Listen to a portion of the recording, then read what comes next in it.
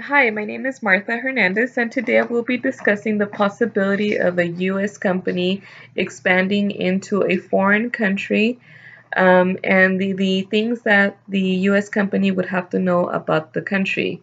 And the country I will be discussing today is Yemen. Yemen is located in the Middle East. Its neighbor is Saudi Arabia and Oman, and it is surrounded by the waters of the Red Sea, the Gulf of Aden, and the Arabian Sea. So it is rich in oil because of its neighbor, Saudi Arabia. It has one of the world's largest oil reserves. And along with agriculture, it produces a lot of coffee and other fruits and grains. So it's important to know also the culture that is practiced in Yemen, and Yemen is mainly Arab. And so that is important to know because Arab is not the religion, and it's not the race, it is the culture.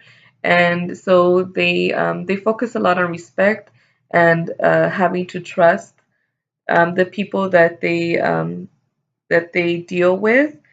Um, and currently, there is a lot of political unrest in Yemen. Yemen is primarily Muslim, and the Muslim are divided into the Shia and the Sunni. And so the Shia have taken sides with the former president Saleh, which was taken out of office forcefully, and they have joined forces with Iran. And so the Sunni is aligned with Hadi, and with Hadi is the current president, along with also Saudi Arabia. And within Saudi Arabia and Iran, there is a war there.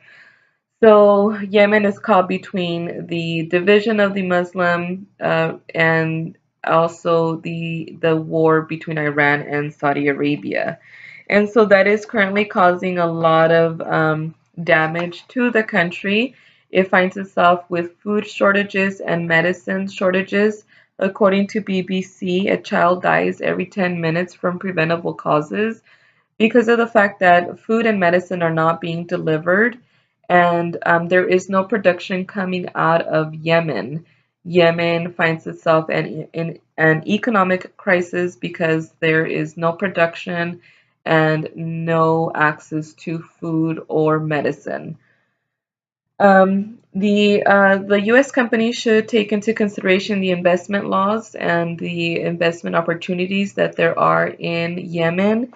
And one of the things that they should be aware of is that they should request as much money upfront from Yemen if it's going to be that kind of deal. Only because there is the Islamic law does not allow interest to be charged. So instead, there are maintenance fees, but no interest fees.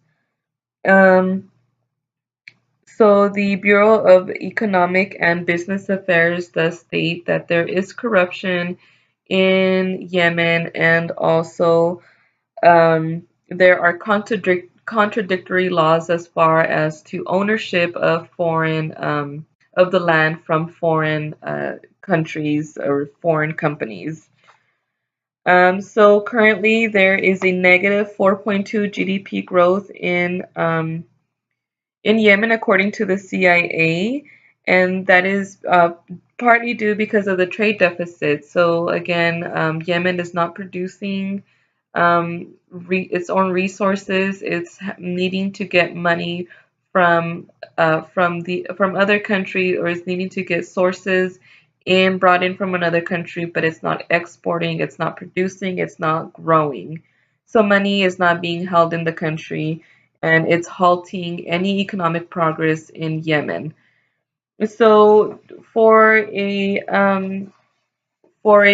country or a US country to think about going into Yemen, they should wait for the current projects that are in place from the World Bank to help the crisis in Yemen. The World Bank has canceled any missions in Yemen, but they have set in place assistance to its to the civilians.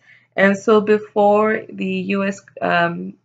the US company decides to go into Yemen, they should wait for the political and the civil war to die down and to calm down, and for the resources to make a positive change in Yemen before they invest in Yemen.